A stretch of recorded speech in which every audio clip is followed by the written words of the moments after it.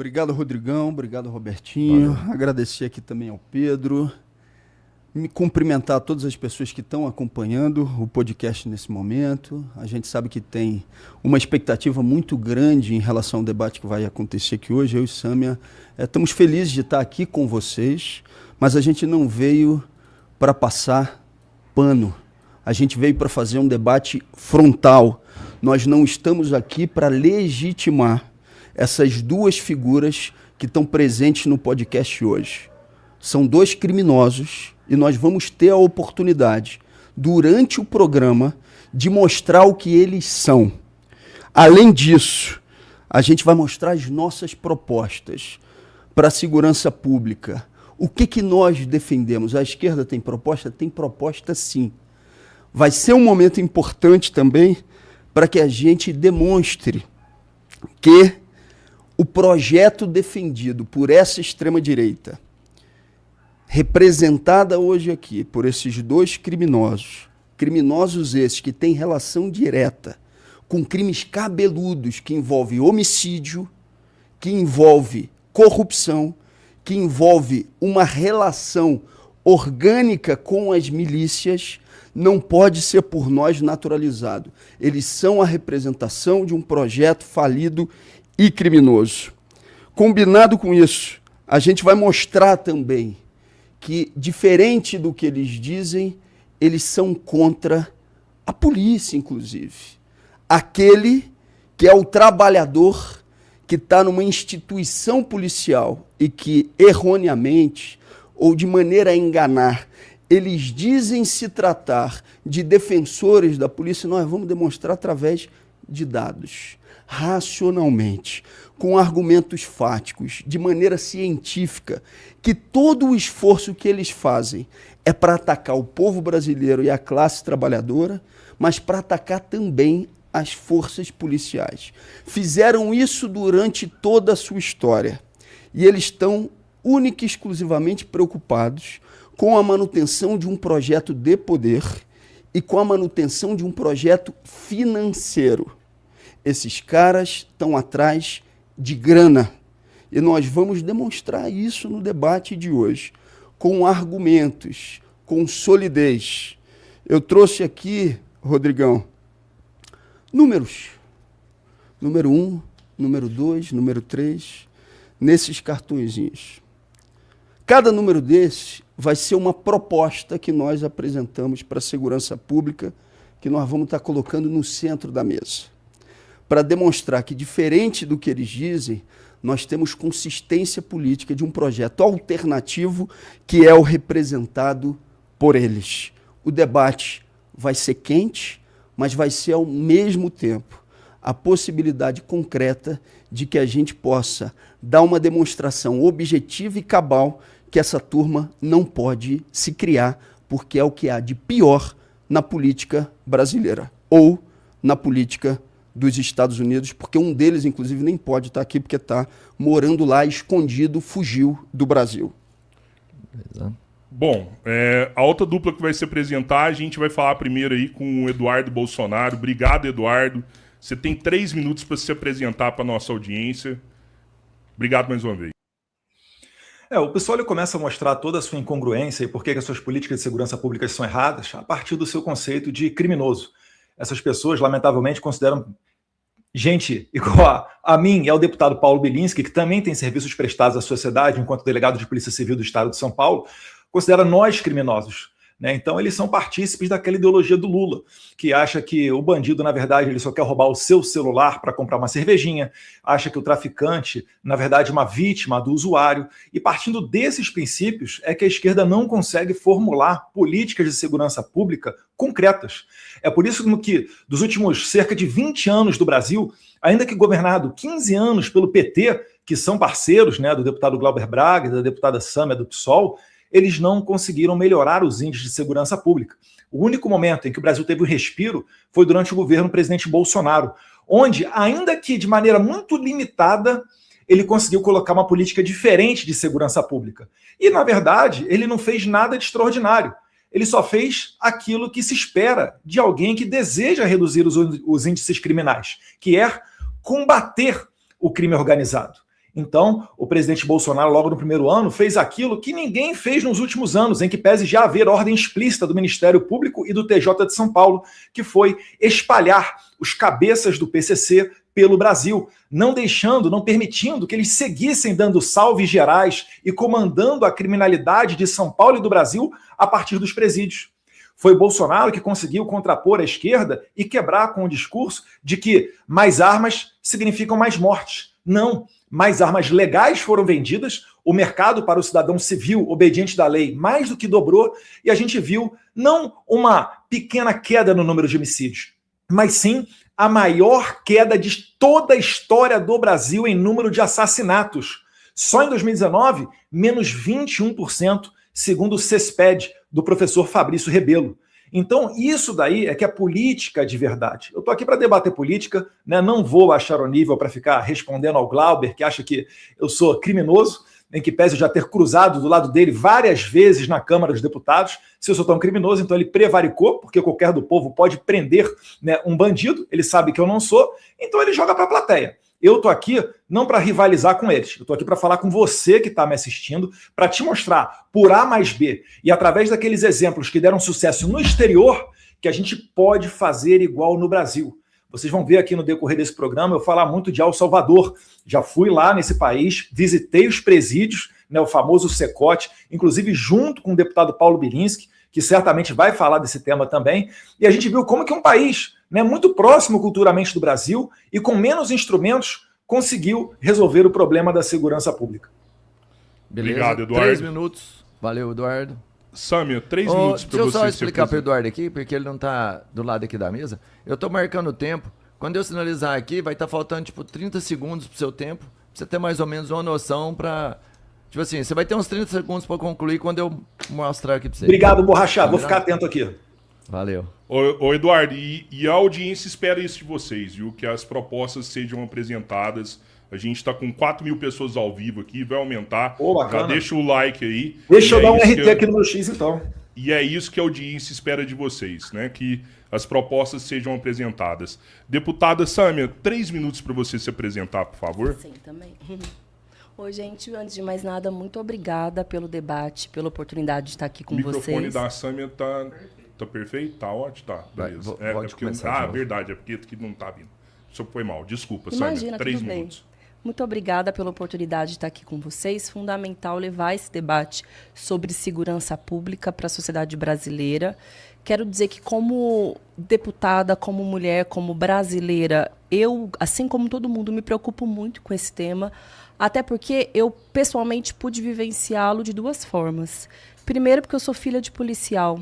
E eu sei bem o quanto os policiais ganham pouco, têm pouquíssimas condições de trabalho, e acabam sendo muito vitimizados por essa lógica que os bolsonaristas defendem de fortalecimento das facções criminosas. E ao longo do debate a gente vai poder explicar um pouco melhor por quê. Mas eu também sou irmã de um rapaz que foi vítima de homicídio por parte de uma organização criminosa, pelo Comando Vermelho. E eu sei bem o quanta dor e quanto terror isso pode trazer para as nossas famílias. E vocês, aqueles que me acompanham, aqueles que não me conhecem ainda, podem ter certeza que eu nunca debati sobre o tema de segurança pública sob o viés da demagogia. Eu não espalho o medo para colher voto, que nem os bolsonaristas fazem. O que eu proponho é enfrentar o crime para trazer segurança e o direito à vida à população brasileira, seja aos profissionais de segurança pública ou às demais pessoas brasileiras. E como mulher e cidadã brasileira, quero dizer também que eu tenho nojo completo dos nossos debatedores adversários. Pelo que segue fazendo contra o Brasil, está lá nos Estados Unidos operando contra o país, contra as nossas autoridades, contra a nossa economia, contra os nossos empregos. E outro, porque tem um histórico. Para quem não conhece, sugiro que dê um Google nesse exato momento para saber a história macabra na qual ele é envolvida, que relaciona a sua ex-namorada. começar também já desmentindo alguns pontos colocados pelo filho daquele que está preso e vai pagar muito caro pelo mal que fez contra o país. Em breve ele também vai ter preso quando ele voltar para o Brasil. Eu só quero concordar que realmente Bolsonaro não fez nada de extraordinário. É a primeira vez que eu concordo com algo que diz o Eduardo Bolsonaro. Ele disse que o Bolsonaro prendeu as cabeças do PCC espalhadas para cada um para um presídio federal. Mentira. Quem fez isso foi o Ministério Público do Estado de São Paulo, senhor Lincoln Gaquia, que inclusive é um promotor lá da minha cidade, de Presidente Prudente. Tanto o Bolsonaro quanto o Moro reivindicam a autoria disso, não foram eles que fizeram. Podem também pesquisar que vocês vão ter absoluta certeza do que eu estou dizendo. E ele reivindica a política de armas e CACs. Você sabe que as apreensões feitas do crime organizado de armas ilegais identificaram que são fruto dos decretos feitos por Bolsonaro, sobretudo no ano de 2019. Em 2018, a apreensão de 9mm era de 28%. Em 2023, passou para 50%, significando que o Bolsonaro modernizou o armamento do crime organizado no Brasil e eles precisam pagar por isso, porque isso traz dor para muitas famílias brasileiras. Obrigado, Sami. Agradecer também a presença do deputado Paulo Bilinski.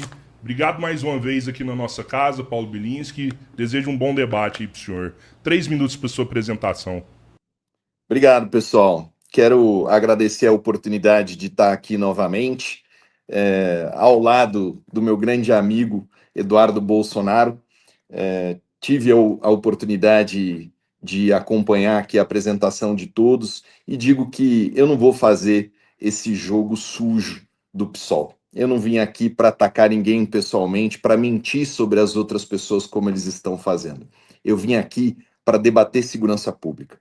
Eu sou delegado de polícia, sou formado em Direito, sou pós-graduado em Criminologia, Segurança Pública e Política Criminal, sou o atual presidente da Comissão de Segurança Pública da Câmara dos Deputados. Nesses últimos 3 anos, eu relatei mais de 180 projetos de lei. Na minha comissão, na Comissão de Segurança Pública, aprovamos 210 projetos de lei, 520 requerimentos. Nós mostramos trabalho, nós mostramos técnica, nós mostramos estatística. O que vocês vão ver aqui é, de um lado, o PSOL com mentiras, como a Sâmia já contou aqui, relacionando CACs com o crime organizado, sendo que na última operação no Rio de Janeiro, dos mais de 100 fuzis apreendidos, nenhum pertencia a atirador esportivo, muito pelo contrário, tinham até armas do crime das Forças Armadas venezuelanas, né? Então, o que a gente vai ver aqui, infelizmente, vai ser um show de horrores quando o PSOL abre a boca para ofender, e do outro lado, eu e o Eduardo com propostas sólidas, com técnica, com conteúdo. A gente não veio aqui para trocar farpas, para se ofender publicamente. Eu vim aqui para fazer um debate técnico sobre segurança pública, sobre o direito da vítima, sobre progressão de regime, sobre a PEC 18 e a lei antifacção. Meu objetivo é falar sobre segurança pública. Vou deixar eles né, no ramo deles, né, no canto deles, que eles entendem bastante, que é só isso. Agressão, falação, xingamento, que é disso que eles entendem. Deixa a gente falar de segurança pública, afinal de contas, nós somos os adultos na sala. Muito obrigado.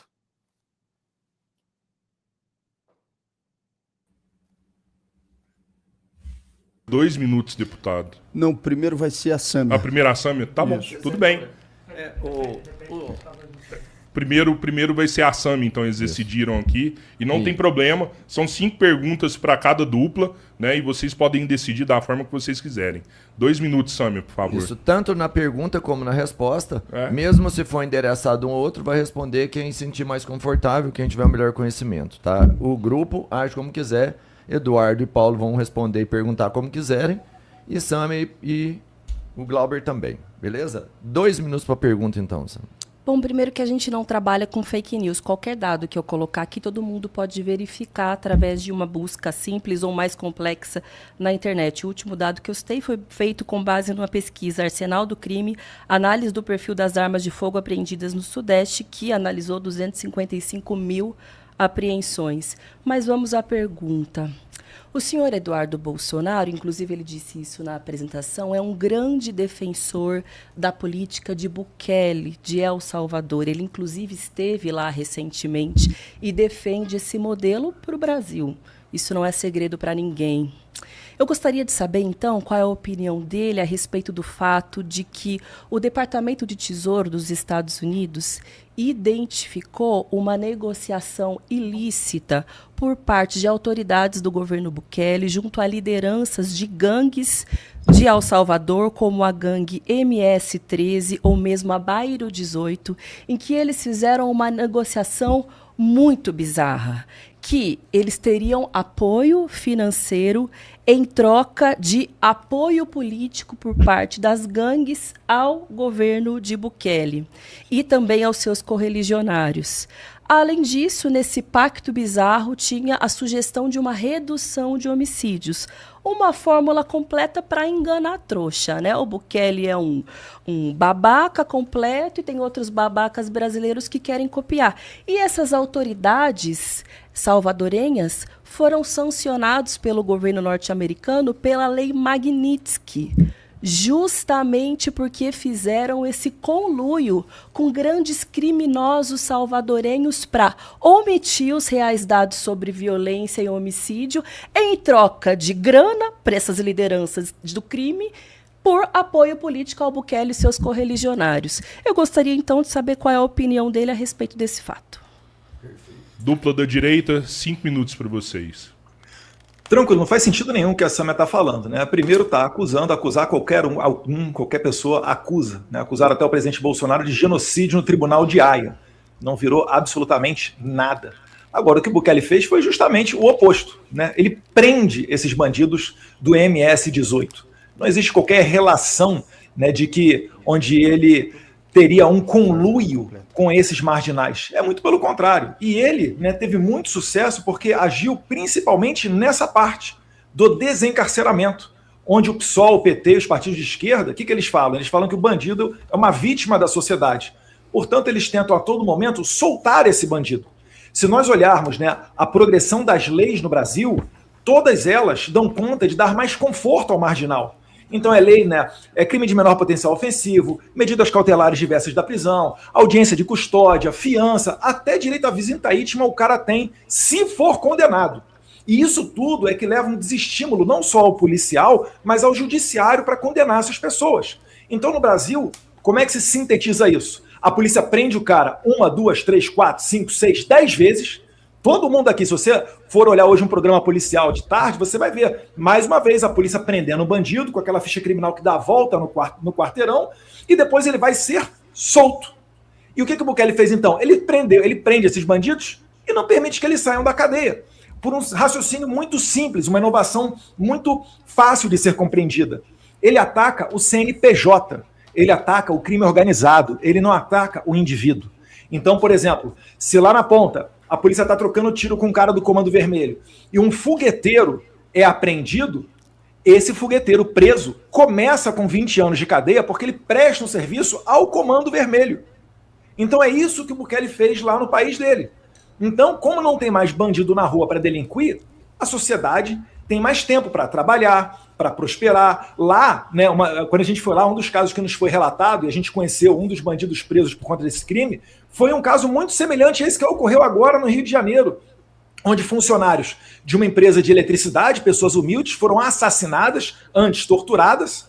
Lá em El Salvador ocorreu o mesmo caso. Só que a diferença é que aqui no Brasil, como a impunidade é tão grande, devido a essa porta giratória que tem nos presídios, que é defendida por pessoas como Marcelo Freixo, Sâmia, Glauber, aqui no Brasil, lá no Brasil, né, que eu estou falando dos Estados Unidos, mas no Brasil essas pessoas voltam a delinquir. Em El Salvador, não. É por isso que Bukele foi reeleito com a maior taxa de um presidente da história da América Latina. 84% na reeleição dele. Isso não pode ser por acaso. Isso é porque El Salvador era o país mais violento do mundo, mais criminoso do mundo em 2016, com taxa de homicídio superior a 100 homicídios para cada grupo de 100 mil habitantes. E ele saiu desse número 100 para atuais 1,4, que é a taxa de homicídio do Canadá. Por isso que o Bukele foi reeleito com 84% dos votos. Então, não há que se criticar o Bukele, há que bater palmas. E para quem fica falando, Eduardo, você fala muito Estados Unidos, né? Eu acho até uma síndrome de vira-lata você falar isso, né? Os Estados Unidos têm mais educação, o brasileiro não tem educação para ter arma, é diferente. Calma lá. Será que nós somos, então, tão inferiores quanto a El Salvador? Com todo respeito, todos nós aqui somos latinos. Se El Salvador mostrou que pode, o Brasil também pode. E finalizo aqui citando uma frase do Bukele. Bukele, ele não entende, por exemplo, todos os países têm problemas com criminalidade. A França tem, a Espanha tem, Canadá tem, Estados Unidos tem. Mas em nenhum deles existe um controle territorial desses bandidos. A polícia da França entra em qualquer lugar. A polícia da Espanha também. No Brasil é que não. No Brasil é que tem áreas que são tão fortemente armadas que esses bandidos não temem nada e ficam dominando aquele território. E o Bukele conclui o quê? Que isso só pode ocorrer com conivência dos governantes. É por isso que Flávio Dino, enquanto ministro da Justiça, entrava no Complexo do Alemão sem dar nenhum tiro e sem escolta policial, porque ele tem uma cooperação com esses bandidos. É base eleitoral do Lula. Nos presídios onde se pôde votar, mais de 70% no segundo turno deu Lula. Foi festa na cadeia. Por quê? Porque eles vão ter a certeza de que as suas vítimas estão indefesas, estão desarmadas, e se alguma coisa acontecer com ele, lá estará o papai Lula para protegê-los. É por isso que o PT governou nos últimos 22 anos, 17 anos foram governados pelo PT. E o índice de criminosos no Brasil só fez aumentar.